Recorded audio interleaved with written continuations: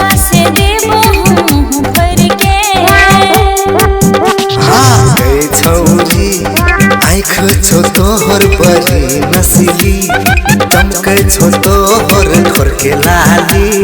तोहर नजर में करतो असर, कतबो तो अपन जोगार कर ले। रे फेकुआ ताकती नजर उठा उठा के, मौका से देबो हम भर के।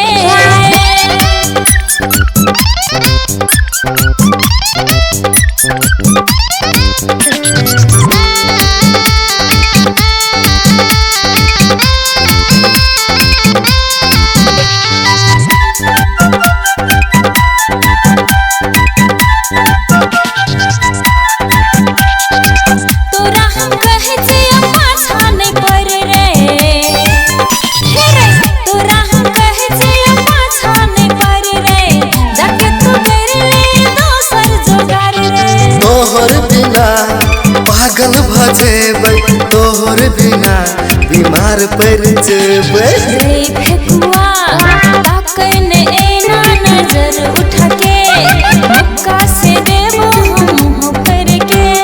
तोहर नजर में करतो असर, कतबो तो अपन जोगार कर ले। रे फेकुआ ताकती नजर उठा उठा के, मौका से देबो हम भर के।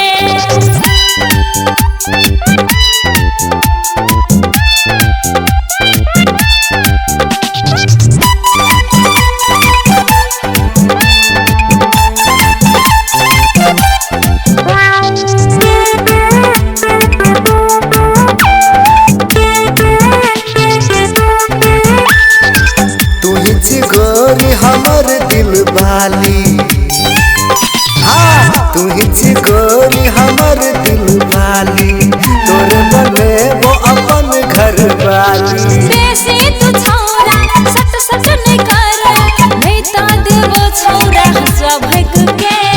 कई छौरी एना ने बोले तू चढ़ चढ़ के, किया सताबै छी नखरा देखा के। तोहर बिना नहीं जिया सकबो, तोहर बिना हम मर जेबो। रे फेकुआ मिर्जो चाहे तू जर जोरे, तोहर झांसी में नहीं अबो रे। रे छौरा तखन से कहै छ नहीं बुझै छी, हमर पछा पछा आबै छी, भागली कि नहीं भागली हमर लग से, मुंहे फोड़ दो।